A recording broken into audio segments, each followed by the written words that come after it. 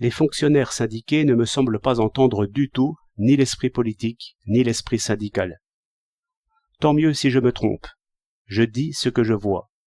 L'esprit syndical est égalitaire, comme on voit en ces équipes de typographes, où le moins adroit gagne autant que le meilleur. Selon ce système, qui ne fait que réaliser la mystique républicaine, le meilleur ouvrier n'est payé que d'honneur. En suivant cette idée, on arrive à séparer le pouvoir et la richesse, ce qui vise droit au centre de nos difficultés. Car il est juste et il est inévitable que le meilleur est le commandement, et en cela l'aristocratie est le vrai. Mais il est injuste et même ridicule que le meilleur ait plus d'argent, car il est dans l'ordre que le bon nageur sauve le mauvais nageur, et cela ne fait jamais question dans le péril proche.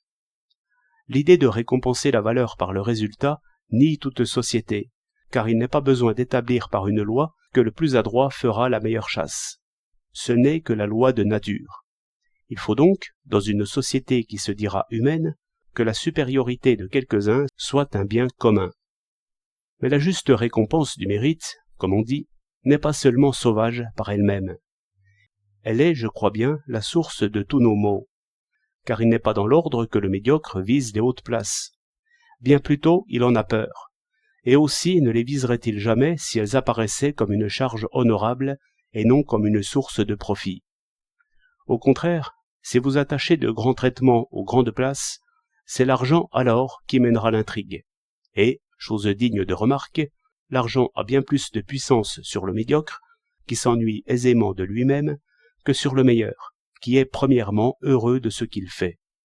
D'où l'on voit que les médiocres ne cessent de demander les grandes places, au lieu que celui qui en serait digne ne pense seulement pas à se mettre sur les rangs, ou, en tout cas, se lasse des démarches, et s'indigne même de l'envie qu'on voudrait lui donner. Maintenant, supposez les médiocres établis dans la citadelle des gros traitements. On sait qu'ils y appellent leurs gendres, leurs cousins, leurs amis, leurs pareils. On sait qu'ils n'aiment pas ceux qui pensent et agissent en vrais chefs.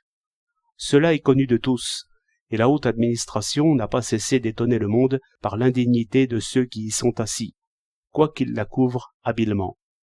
Mais de cette vue pamphlétaire, on ne tire pas les conséquences, qui sont celles que Platon apercevait déjà.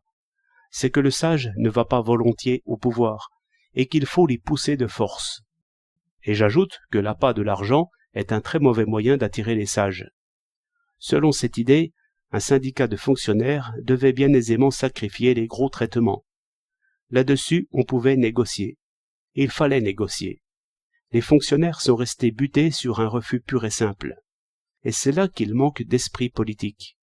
Car il faut ruser, et un progrès ne s'obtient pas d'abord. Il faut commencer par établir au pouvoir quelques réformateurs modérés et résolus. Il ne faut pas moins d'1 an à ces hommes pour s'assurer des moyens d'action, car ils sont d'abord trahis par les hauts subalternes, lesquels s'affermiront toujours par la courte durée des gouvernants. C'est dire qu'il faut un peu de patience si l'on veut vivre politiquement, et que le non pur et simple fortifiera toujours les pouvoirs injustes. On le sait, on le dit, mais cela n'assouplit nullement les chefs des syndicats, qui, du reste, par une erreur de doctrine, tiennent de trop près à la partie la mieux payée. Ou bien, plutôt la révolution, me dit quelqu'un, qui balaie tout cela. Je ne dis rien de la révolution parce qu'à mon sens, il n'y a rien à en dire. La révolution n'est pas objet de négociation, encore moins de doctrine publique. C'est trop naïvement désigner les hommes à emprisonner. C'est rendre trop facile aussi les pensées téméraires, qui en effet ne coûtent rien. Enseigner le socialisme, ce n'est nullement enseigner la violence. On brouille souvent les deux. Les leçons de violence, si l'on peut dire, sont les mêmes pour toutes les doctrines, et naturellement ces leçons sont secrètes. La violence en discours est comme un coup de marteau sur une machine qu'on essaie de faire marcher. On coince et tout s'arrête.